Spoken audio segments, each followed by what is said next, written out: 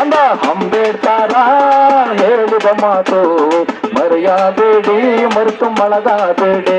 ಅಂದ ಅಂಬೇಡ್ಕರ ಹೇಳಿದ ಮಾತು ಮರೆಯಬೇಡಿ, ಮರೆತು ಮಲಗಬೇಡಿ. ಇವತ್ತು ಚಿಕ್ಕಬಳ್ಳಾಪುರದ ಜಿಲ್ಲಾಧಿಕಾರಿಗಳ ಕಚೇರಿ ಮುಂದೆ ಪ್ರತಿಭಟನೆ ಹಮ್ಮಿಕೊಂಡಿದೆ.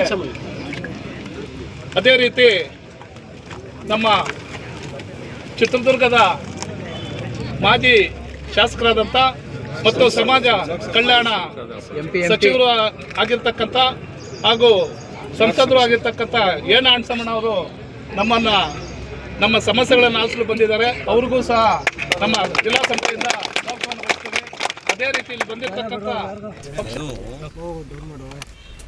ಇದು ದುರುದ್ದೇಶದಿಂದ ಕೂಡಿದೆ.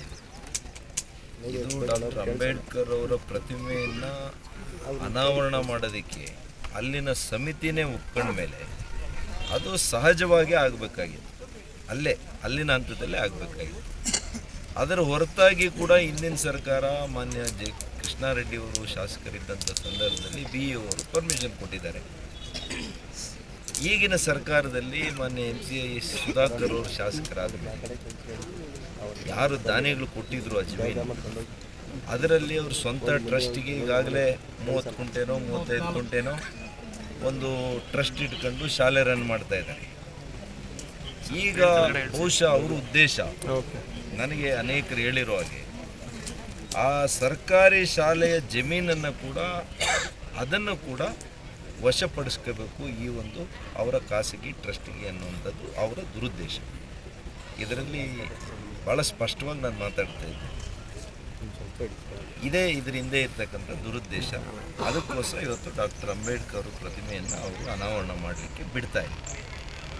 ಅವ್ರ ಪಾರ ನಮ್ಮ ಹೋರಾಟಗಾರರು ಹೇಳ್ತಾವ್ರೆ, ಕಾಣದ ಕೈಗಳು ಯಾರು? ಇದೇ ಜಿಲ್ಲಾ ಉಸ್ತುವಾರಿ ಸಚಿವರೇ ಕಾಣದ ಕೈ ಅಷ್ಟೇ. ನನಗೆ ಹಿಂದೆ ಮುಂದೆ ಮಾತಾಡಿ ಅಭ್ಯಾಸ ಇಲ್ಲ, ನೇರ ಅಷ್ಟೇ.